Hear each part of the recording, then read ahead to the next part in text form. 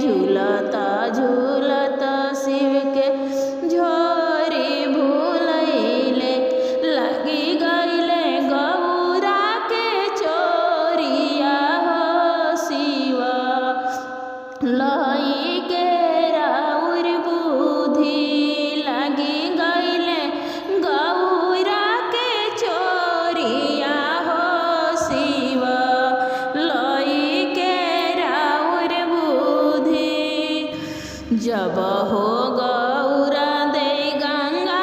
क्रिया खैली जब हो गौरा दे गंगा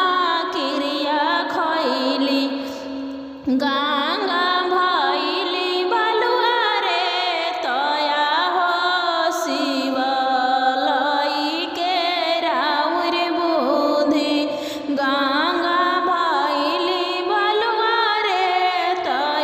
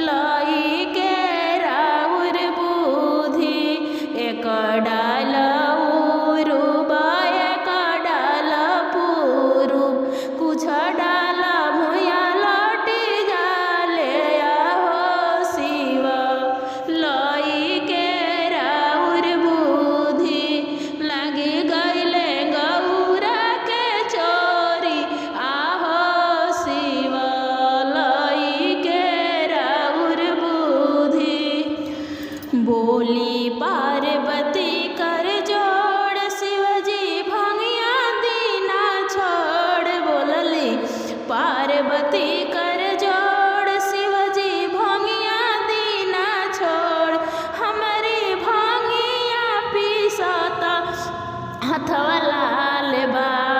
देखे में कमाल बाना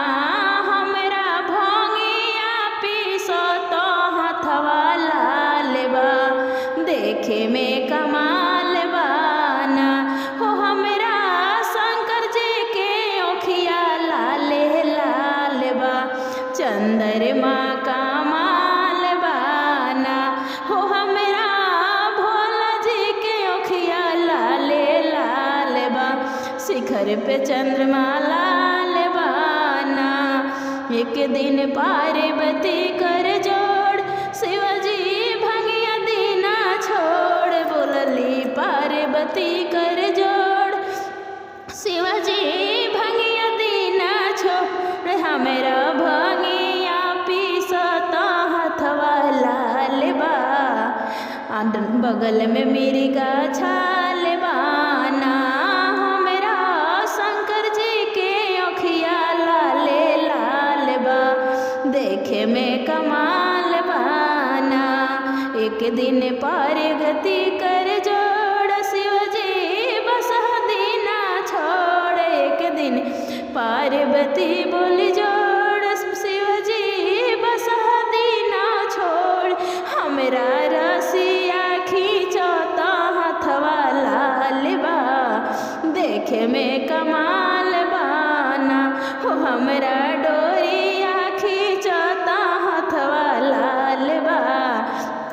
बगल में मिर्गा छाल बाना हो हमरा शंकर जी के ओखिया लाले लाल बा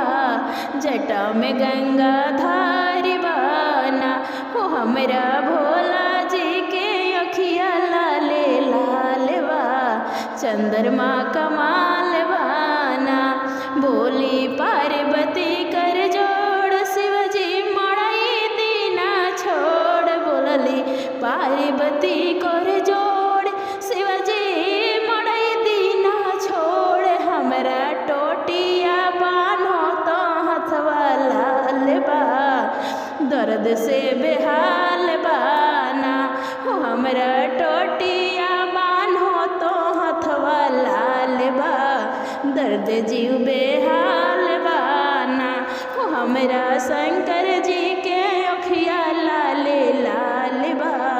देखे में कमाल बाना हमरा भोला जी के ओखिया लाले लाल बा बदन में मिर्गा छाल बाना बोली पार्वती कर जोड़ शिवजी भंगिया दीना छोड़ हमारी भंगिया पीसता हथवा लाल बा गजब दर्द बेहाल बाना हमरा भंगिया पीसता हथवा लाल बा दर्द जीव बे